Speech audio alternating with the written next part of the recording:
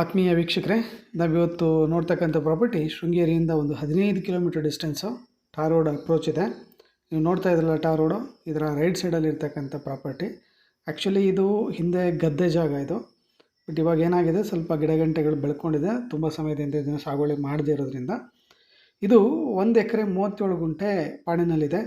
ಅದರಲ್ಲಿ ಒಂದು 4 + 4 8 ಗುಂಟೆ ಖರಾಬ್ ಬರುತ್ತೆ. ಅಂದರೆ 1 ಎಕರೆ 29 ಗುಂಟೆ, ಅಂದರೆ 1.25 ಎಕರೆ ಪಕ್ಕ ಖಾತೆ ಇರ್ತಕ್ಕಂಥ ಗದ್ದೆ. ಅದಕ್ಕೆ ಅಟ್ಯಾಚ್ ಆಗಿ ಇಲ್ಲಿ ನೀವು ನೋಡ್ತಾ ಇದ್ದಿಲ್ಲ, ಒಂದು 2 ಎಕರೆ ಸೊಪ್ಪಿನ ಹಡ್ಡೆ ಸಹ ಇದೆ. ಒಟ್ಟು 4 ಎಕರೆ ಅಷ್ಟು ಬೌಂಡ್ರಿ ಬರುತ್ತೆ.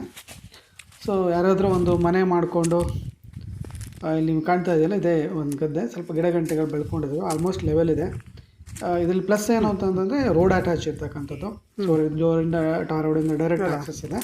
ಮಣ್ಣು ಕೆಂಪು ಮಣ್ಣಿದೆ. ಇದನ್ನ ಕಾಫಿ, ಕಾಳುಮೆಣಸು ಈ ಥರ ಏನಾದರೂ ಬೆಳೆ ಬೆಳೆಯೋದಕ್ಕೆ ತುಂಬ ಅನುಕೂಲವಾಗಿದೆ. ಮನೆ ಮಾಡಿಕೊಂಡು ಒಂದು ಕಾಫಿ, ಕಾಳುಮೆಣಸು ತುಂಬ ಸೂಕ್ತವಾದ ಜಾಗ. ಸ್ವಲ್ಪ ಪ್ರಯತ್ನ ಪಟ್ಟರೆ ಗ್ರಾವಿಟಿ ವಾಟರ್ನು ಸಹ ತರ್ಬೋದು. ಮೇಲ್ಗಡೆ ಗುಡ್ಡದ ತಪ್ಪಲಿಂದ 1 ಇಂಚ್ ಪೈಪ್ ಹಾಕ್ಬಿಟ್ರೆ ಗ್ರಾವಿಟಿ ವಾಟರ್ ಸಹ ಬರುತ್ತೆ. ಆ ಫೆಸಿಲಿಟಿ ಮಾಡ್ಕೋಬೇಕು. ಆ್ಯಸ್ ಆಫ್ ನಾವು ಇದಕ್ಕೆ ಅಟ್ಯಾಚ್ ಆಗಿ ಯಾವುದೋ ರಿವರ್ ಯಾವುದೂ ಇಲ್ಲ. ಸೊ ಒಂದೇ ಬಾವಿ ತಕ್ಕೋಬೇಕು, ಇಲ್ಲಾಂದರೆ ದೂರದಲ್ಲಿಂದ ನಾವು ಗ್ರಾವಿಟಿ ವಾಟರ್ನ ತಂದ್ಕೊಂಡ್ರೆ ನೀರಿನ ಇಲ್ಲೇನಾದ್ರು ಮನೆ ಮಾಡಿದ್ರೆ ಗ್ರಾವಿಟಿ ವಾಟರ್ ಮಾಡ್ಬೋದು. ಸೊ ಯಾರಾದರೂ ಆಸಕ್ತಿ ಇದ್ದರೆ ಇದು ಶೃಂಗೇರಿ ಟೌನಿಂದ ಒಂದು 15 ಕಿಲೋಮೀಟ್ರ್ ಆಗುತ್ತೆ. ಯಾರಾದರೂ ಆಸಕ್ತರಿದ್ದರೆ ಈ ಪ್ರಾಪರ್ಟಿ ಬಗ್ಗೆ ಹೆಚ್ಚಿನ ಮಾಹಿತಿ ಬೇಕು ಅಂದರೆ ನನಗೆ ಕಾಲ್ ಮಾಡ್ಬೋದು. Thank you for watching.